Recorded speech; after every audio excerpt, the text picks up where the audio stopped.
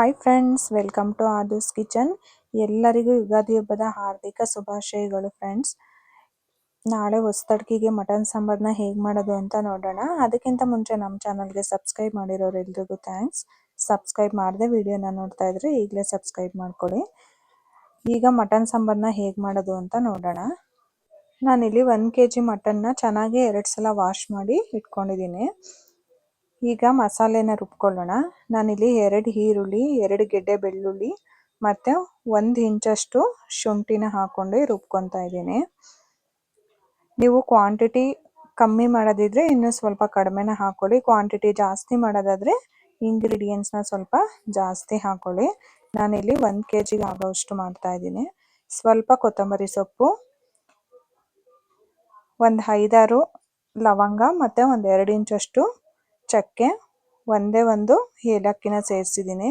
ಸ್ವಲ್ಪ ಅರಿಶಿನ ಪುಡಿನ ಹಾಕ್ಕೊತಾ ಇದ್ದೀನಿ. ಇದನ್ನು ನೀರು ಹಾಕ್ದೇ ಹಾಗೆ ರುಬ್ಕೋಬೇಕು. ಸ್ವಲ್ಪನೂ ಕೂಡ ನೀರು ಹಾಕೋಬಾರ್ದು, ಯಾಕಂದರೆ ಈರುಳ್ಳಿನಲ್ಲೇ ನೀರಿನ ಅಂಶ ಇರುತ್ತೆ, ಹಾಗಾಗಿ ಚೆನ್ನಾಗಿ ಪೇಸ್ಟ್ ಆಗುತ್ತೆ. ನೋಡಿ, ನುಣ್ಣಗೆ ಈ ಥರ ರುಬ್ಕೋಬೇಕು, ತರಿಯಾಗಿರಬಾರ್ದು, ನೈಸ್ ಪೇಸ್ಟ್ ಆಗಬೇಕು. ಈಗ ನಾನಿಲ್ಲಿ ಒಂದು ಕುಕ್ಕರ್ನ ತೊಗೊಂಡಿದ್ದೀನಿ. ನಾನು 7 ಲೀಟ್ರ್ ಕುಕ್ಕರ್ನ ಇಟ್ಕೊಂಡಿದ್ದೀನಿ. ಅದಕ್ಕೆ ನಾನಿಲ್ಲಿ ಒಂದು 3 ಸ್ಪೂನಷ್ಟು ಎಣ್ಣೆನ ಸೇರಿಸ್ತಾ ಇದ್ದೀನಿ. ಮಟನಲ್ಲೂ ಕೂಡ ಫ್ಯಾಟ್ ಇದೆ, ಹಾಗಾಗಿ ನಾನು ಎಣ್ಣೆನ ಕಮ್ಮಿ ಹಾಕ್ಕೊಂಡಿದ್ದೀನಿ. ಈಗ ರುಬ್ಕೊಂಡಿರೋಂಥ ಪೇಸ್ಟನ್ನ ಸೇರಿಸ್ಕೊಳ್ಳೋಣ. ನೀವು ಮಟನಲ್ಲಿ ಫ್ಯಾಟ್ ಅಂಶ ಇಲ್ಲ ಅನ್ನೋದಿದ್ರೆ ನೀವು ಇನ್ನು ಸ್ವಲ್ಪ ಎಣ್ಣೆನ ಹಾಕ್ಕೊಳ್ಳಿ. ಮಟನಲ್ಲೇ ಚರ್ಬಿ ಜಾಸ್ತಿ ಇರೋದ್ರಿಂದ ನಾನು ಎಣ್ಣೆನ ಕಮ್ಮಿ ಹಾಕ್ಕೊಂಡಿದ್ದೀನಿ. ಪೇಸ್ಟ್ ಎಲ್ಲ ಹಾಕಿದ್ಮೇಲೆ ನೀಟಾಗೆ ತಿರುಗಿಸ್ಕೊಳ್ಳಿ. ನೀವು ಉರಿ ಕಮ್ಮಿ ಇಟ್ಕೊಂಡೇ ಮಾಡ್ಕೋಬೇಕು. ಉರಿ ಜಾಸ್ತಿ ಇಟ್ಕೊಂಡು ಮಾಡಿದಾಗ ತಕ್ಷಣ ಸೀದ್ಬಿಡುತ್ತೆ. ಆ ಸೀದ್ರೆ ಸಾಂಬಾರಾಗಲಿ ಯಾವುದೇ ಒಂದು ಗ್ರೇವಿ ಆಗಲಿ ಅದು ಟೇಸ್ಟೇ ಚೇಂಜ್ ಆಗಿಬಿಡುತ್ತೆ.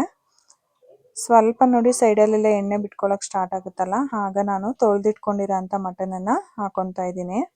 ಸ್ವಲ್ಪ ಹಸಿ ವಾಸನೆ ಹೋಗೋವರೆಗೂ ಫ್ರೈ ಮಾಡ್ಕೋಬೇಕು ಮಸಾಲೆನ. ನಾನಿಲ್ಲಿ 1 kg ಆಗೋವಷ್ಟು ಮೇಕೆ ಮಟನ್ನ ತೊಗೊಂಡಿದ್ದೀನಿ. ನೀರಿಲ್ಲದೆ ಇರೋ ಥರ ನೀಟಾಗೆ ಅಂದರೆ ಸೋರಿಸಿ ಇಟ್ಕೋಬೇಕು. ಮಟನನ್ನು ಕೂಡ ತೊಳೆದು ಹಾಗೆ ನೀರು ಸಮೇತ ಹಾಕ್ಬಿಟ್ರೆ ಅದು ನೀರೆಲ್ಲ ಡ್ರೈ ಆಗೋಕ್ಕೆ ತುಂಬ ಟೈಮ್ ತೊಗೊಳುತ್ತೆ, ನೀರು ಬಿಟ್ಕೊಂಡ್ಬಿಡುತ್ತೆ. ಹಾಗಾಗಿ ತೊಳೆದು ನೀಟಾಗೆ ನೀರಿಲ್ಲದೆ ಇರೋ ಥರ ಸೋರಿಸಿ ಹಾಕಬೇಕು ಮಟನನ್ನು. ಮಟನ್ ಹಾಕಿದ್ಮೇಲೆ ನೀಟಾಗಿ ಈ ಥರ ಫ್ರೈ ಮಾಡ್ಕೊಳ್ಳಿ. ಈ ಥರ ಈರುಳ್ಳಿ, ಬೆಳ್ಳುಳ್ಳಿ, ಶುಂಠಿ ಇದನ್ನೆಲ್ಲ ರುಬ್ಕೊಂಡು ಇದರಲ್ಲಿ ನಾವು ಮಟನನ್ನು ಚೆನ್ನಾಗಿ ಫ್ರೈ ಮಾಡಿಕೊಂಡ್ರೆ ಸಾಂಬಾರು ಟೇಸ್ಟು ತುಂಬಾ ಚೆನ್ನಾಗಿ ಬರುತ್ತೆ. ಇದಕ್ಕೆ ನಾನು ಸ್ವಲ್ಪ ಉಪ್ಪನ್ನ ಸೇರಿಸ್ತಾ ಇದ್ದೀನಿ. ಸ್ವಲ್ಪನೂ ನೀರು ಇಲ್ಲದೆ ಇರೋ ಥರ ನೀಟಾಗಿ ಡ್ರೈ ಆಗಬೇಕು. ನೀವು ತೊಳೆದ ತಕ್ಷಣ ಹಾಗೆ ನೀರು ಹಿಂಡದೇನೆ ಹಾಕ್ಬಿಟ್ರೆ ಫುಲ್ಲು ನೀರು ಬಿಟ್ಕೊಂಡ್ಬಿಡುತ್ತೆ.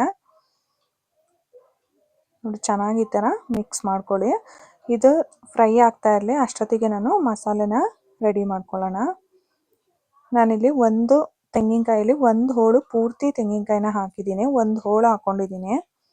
1 ಇಂಚಷ್ಟು ಶುಂಠಿ, ಸ್ವಲ್ಪ ಕೊತ್ತಂಬರಿ ಸೊಪ್ಪು, 1-1.5 ಸ್ಪೂನಷ್ಟು ಹುರಿಗಡಲೆನ ಸೇರಿಸ್ತಾ ಇದ್ದೀನಿ.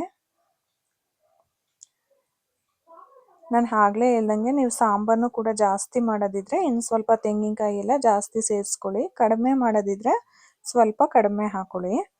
ನಾನಿಲ್ಲಿ ಒಂದು 5-6 ಜನಕ್ಕೆ ಆಗೋವಷ್ಟು ಸಾಂಬಾರನ್ನ ಮಾಡ್ತಾಯಿದ್ದೀನಿ. ಮತ್ತು ನಾನು ಒಂದು 3 ಸ್ಪೂನಷ್ಟು ಸಾಂಬಾರು ಪುಡಿನ ಸೇರಿಸ್ಕೊತಾ ಇದ್ದೀನಿ.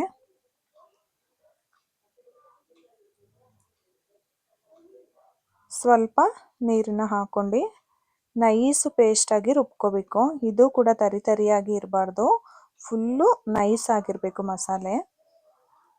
ನೋಡಿ, ಫುಲ್ಲು ನೈಸಾಗಿರಬೇಕು.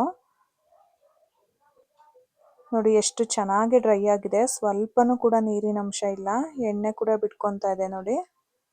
ನೋಡಿ ಈ ಥರ ಚೆನ್ನಾಗಿ ಫ್ರೈ ಆಗಬೇಕು ಮಟನ್ನು. ಈರುಳ್ಳಿ, ಬೆಳ್ಳುಳ್ಳಿ ಎಲ್ಲ ರುಬ್ಕೊಂಡಿರ್ತೀವಲ್ಲ ಆ ಮಸಾಲೆ ಜೊತೆ ಈ ಥರ ಮಟನ್ ಚೆನ್ನಾಗಿ ಫ್ರೈ ಆದರೆ ಸಾಂಬಾರು ಟೇಸ್ಟು ತುಂಬಾ ಚೆನ್ನಾಗಿರುತ್ತೆ.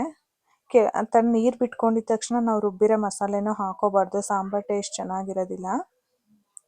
ಈಗ ನಾನು ರುಬ್ಕೊಂಡಿರೋ ಅಂಥ ಮಸಾಲೆನ ಸೇರಿಸ್ತಾ ಇದ್ದೀನಿ.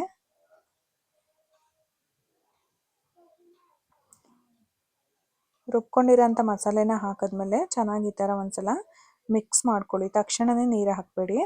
ಈ ಥರ ನೀಟಾಗಿ ಒಂದ್ಸಲ ಮಿಕ್ಸ್ ಮಾಡ್ಕೊಳ್ಳಿ. ಈಗ ನಿಮಗೆ ಎಷ್ಟು ಬೇಕು ಅಷ್ಟು ನೋಡಿ ನೀರನ್ನು ಸೇರಿಸ್ಕೊಳ್ಳಿ. ನೋಡಿ ಸ್ವಲ್ಪ ಈ ಥರ ಕುದಿಯೋಕ್ಕೆ ಸ್ಟಾರ್ಟ್ ಆಗುತ್ತಲ್ಲ, ಆಗ ನೀರನ್ನು ಹಾಕೋಬೇಕು. ಅದೇ ಮಿಕ್ಸಿ ಜಾರಿಗೆ ಸ್ವಲ್ಪ ನೀರನ್ನು ಸೇರಿಸಿ ನಾನು ಹಾಕೊತಾ ಇದ್ದೀನಿ. ನಿಮಗೆ ಸಾಂಬಾರು ಗಟ್ಟಿ ಬೇಕಂದರೆ ಸ್ವಲ್ಪ ಗಟ್ಟಿ ಮಾಡ್ಕೋಬೋದು, ತೆಳ್ಳಗೆ ಬೇಕಂದರೆ ತೆಳ್ಳಗೆ ಮಾಡ್ಕೋಬೋದು. ನಿಮಗೆ ಸಾಂಬಾರು ಕನ್ಸಿಸ್ಟೆನ್ಸಿ ಎಷ್ಟು ಬೇಕೋ ಅಷ್ಟು ನೋಡಿ ನೀರನ್ನು ಸೇರಿಸ್ಕೊಳ್ಳಿ. ಮಟನ್ ಸಾಂಬಾರು ಯಾವಾಗಲೂ ಸ್ವಲ್ಪ ತೆಳ್ಳಗಿದ್ರೇ ಅನ್ನ ಮುದ್ದೆಗೆ ತುಂಬ ಚೆನ್ನಾಗಿರುತ್ತೆ. ನಾವು ಅಥವಾ ರೊಟ್ಟಿ ಚಪಾತಿ ಗೀ ರೈಸು ಈ ಥರ ಏನಕ್ಕಾರ ಮಾಡ್ಕೊತೀವಿ ಅಂದಾಗ ಸ್ವಲ್ಪ ಗಟ್ಟಿಗೆ ಮಾಡ್ಕೋಬೇಕು. ನಾನಿಲ್ಲಿ ರೈಸು ಮತ್ತು ಮುದ್ದೆಗೆ ಮಾಡ್ತಾಯಿದ್ದೀನಿ, ಹಾಗಾಗಿ ಸ್ವಲ್ಪ ತೆಳ್ಳಗೆ ಮಾಡ್ಕೊತಾ ಇದ್ದೀನಿ ಮಟನ್ ಸಾಂಬಾರನ್ನ. ನಿಮಗೆ ಯಾವ ಕನ್ಸಿಸ್ಟೆನ್ಸಿ ಬೇಕೋ ಅಷ್ಟು ನೋಡಿ ನೀರನ್ನು ಸೇರಿಸ್ಕೊಳ್ಳಿ. ನೋಡಿ ನಾನು ಎಷ್ಟು ತೆಳ್ಳಗೆ ಮಾಡ್ಕೊಂಡಿದ್ದೀನಿ ಸಾಂಬಾರನ್ನ. ಈಗ ರುಚಿಗೆ ತಕ್ಕಷ್ಟು ಉಪ್ಪನ್ನು ಸೇರಿಸ್ಕೊಳ್ಳೋಣ. ನಾನು ಆಗಲೇ ಸ್ವಲ್ಪ ಉಪ್ಪನ್ನು ಹಾಕ್ಕೊಂಡಿದ್ದೆ, ಅದಕ್ಕೆ ಈಗ ಸ್ವಲ್ಪ ಉಪ್ಪನ್ನು ಹಾಕ್ಕೊತಾ ಇದ್ದೀನಿ. ಉಪ್ಪನ್ನು ಹಾಕಿದ್ಮೇಲೆ ನೀಟಾಗಿ ಒಂದ್ಸಲ ಮಿಕ್ಸ್ ಮಾಡ್ಕೊಳ್ಳಿ. ಮತ್ತು ಒಗ್ಗರಣೆ ಹಾಕಿದಾಗ್ಲೇ ನೀವು ಮೆಂತ್ಯ ಸೊಪ್ಪು, ಹಸಿ ಮೆಂತ್ಯ ಸೊಪ್ಪಿದ್ರೂ ಒಗ್ಗರಣೆಲೆಗೇ ಹಸಿ ಮೆಂತ್ಯ ಸೊಪ್ಪನ್ನು ಹೆಚ್ಚಾಕಿದ್ರೂ ಕೂಡ ಮಟನ್ ಸಾಂಬಾರು ತುಂಬಾ ಚೆನ್ನಾಗಿರುತ್ತೆ. ಈಗ ನಾನು ಕುಕ್ಕರ್ ಲಿಡ್ನ ಕ್ಲೋಸ್ ಮಾಡ್ತಾ ಇದ್ದೀನಿ. ನೋಡಿ ಮಟನ್ನು ಬಲ್ತಿದ್ರೆ ಒಂದು 4ರಿಂದ 5 ವಿಷಲ್ ಹೊಡ್ಸ್ಕೋಬೇಕಾಗುತ್ತೆ. ಮಟನ್ ಎಳೆದಿದ್ರೆ ಒಂದು 3 ವಿಷಲ್ ಹೊಡ್ಸ್ಕೊಂಡ್ರೆ ಸಾಕು.